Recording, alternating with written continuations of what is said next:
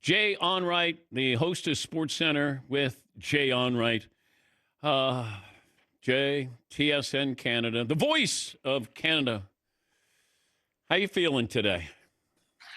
Dan, I was feeling a lot better until you said Shea Gilgeous-Alexander wasn't famous, because we're already hurting up here, Dan.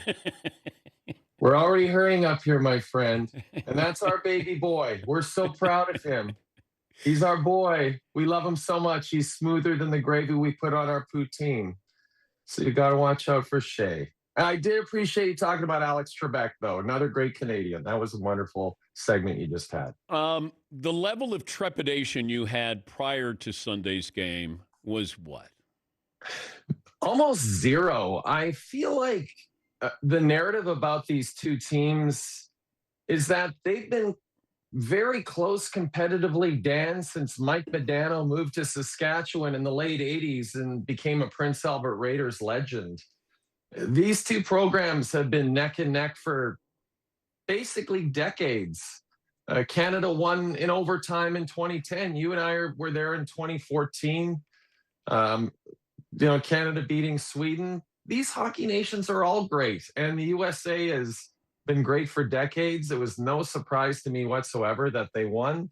I think Canada dominated the game 5-on-5, but once you get to a 3-on-3 overtime, Dan, with the skilled players that Canada has and the skilled players that the US has, you saw it. It can end in the blink of an eye, basically.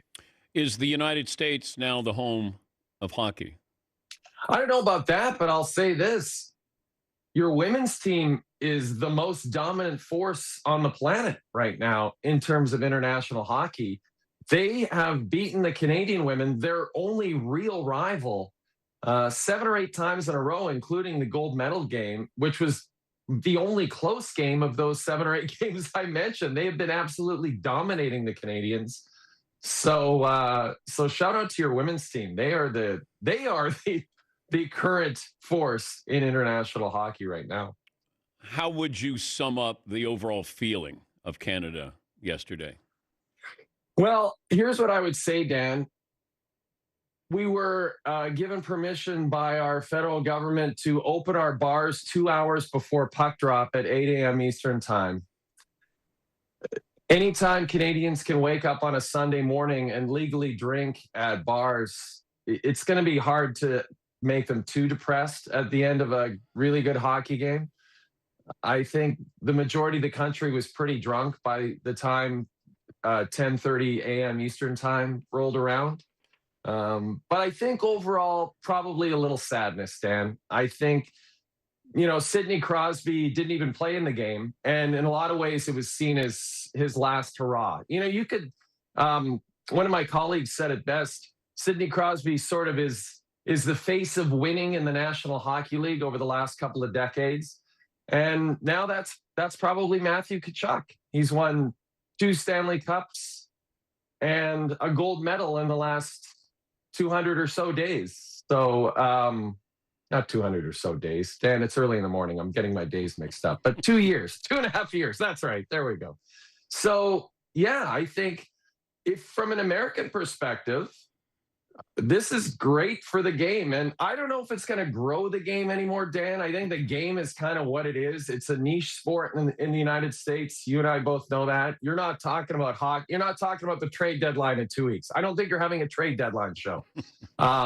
But it is great for the sport in the sense that they got over the hump. They were knocking on the door forever. And with this terrific team and this incredible goaltender. Dan, you've got the second coming of Vladislav Tretiak.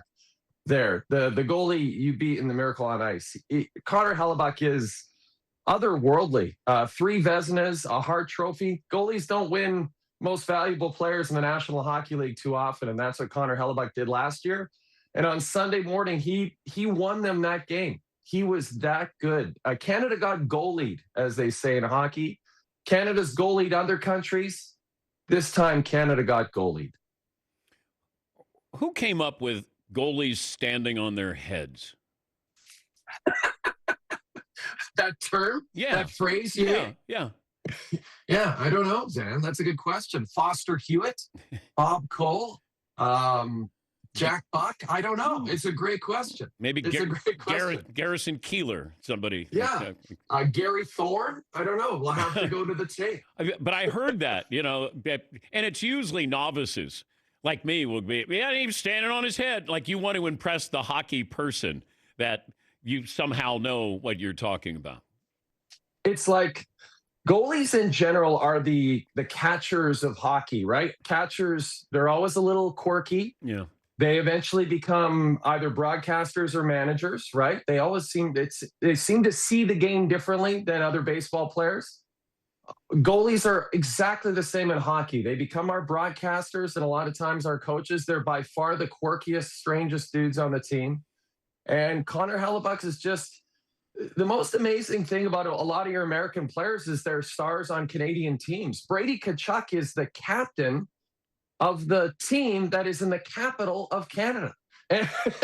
And Connor Hellebuyck is the best player on the Winnipeg Jets. Canadians love these players, but Sunday was tough. It was a little sad one, Dan. But congratulations to you guys. I think it's an amazing team.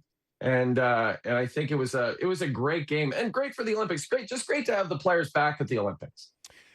Well, maybe it's four more years when I have you on when Team USA beats Canada again, Jay. Dan, why again this Shea Gilgeous stuff? Can we at least say he's not famous? He's great. He's sports famous, but he's got to date a Kardashian. That's fair.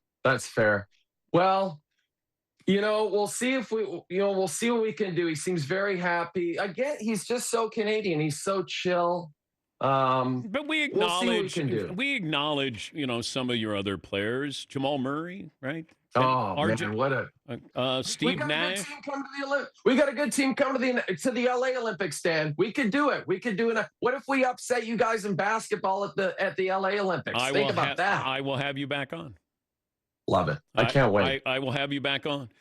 What impact did Vince Carter have on Canadian players, like basketball? It was everything, Dan.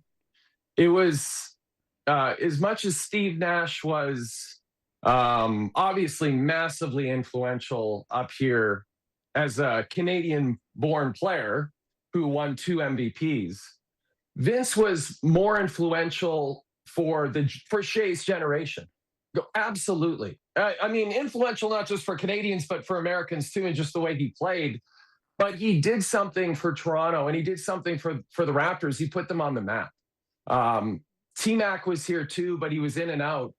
Vince was here, and he made such an impact. And obviously, everyone remembers the slam dunk and just how dominant he was. I love that he's kind of becoming an unofficial ambassador to try to round up more popular players for the slam dunk contest. I think that's a perfect role for Vince. But honestly, Dan, he was everything.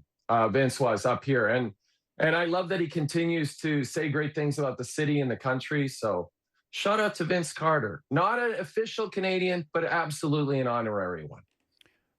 Jay, thanks for joining us. Thank you, Dan. Appreciate you.